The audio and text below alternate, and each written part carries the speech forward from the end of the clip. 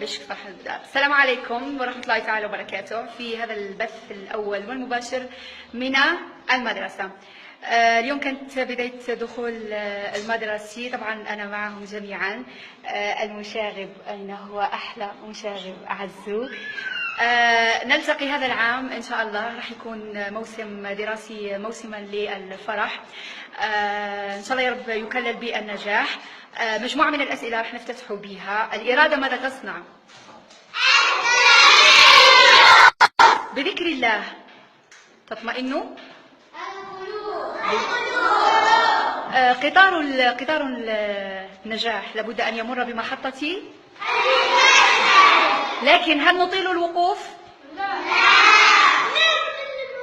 جيد، لن نطيل الوقوف. اللغة العربية أغنى؟ جيد، اللغة العربية هي أغنى لغات. هذا العام سيكون لساني ولن نعبر بغير اللغة العرب. جيد، ولن نعبر بغير اللغة العربية.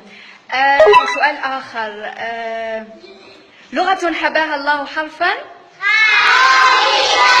جيد، ما هي لغة أهل الجنة؟ جيد، لغة أهل الجنة هي اللغة العربية. هذا العام سيكون مشروعنا مادة التربية الخلقية. مادة التربية الخلقية، انتظروا دقيقة. التربية الخلقية سنحاول أن ننقل من خلالها مجموعة من القيم. أعطوني مجموعة من القيم. الصدق أيضا،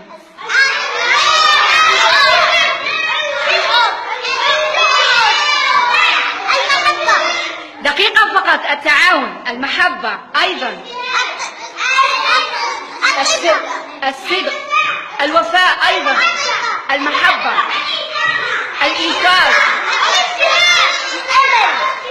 دقيقة فقط، دقيقة، الأمل، الاجتهاد، الصدق، الإيثار، مجموعة من القيم.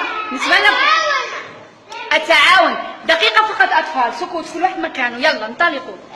جلوس كل واحد مكانه. اليوم فقط أردت أن نتبنى فكرة هي التربية الخلقية. التربية الخلقية مادة راح تكون في بداية كل حصة، مدتها على الأقل 5 دقائق، راح ننقل من خلالها مجموعة من القيم للتلاميذ.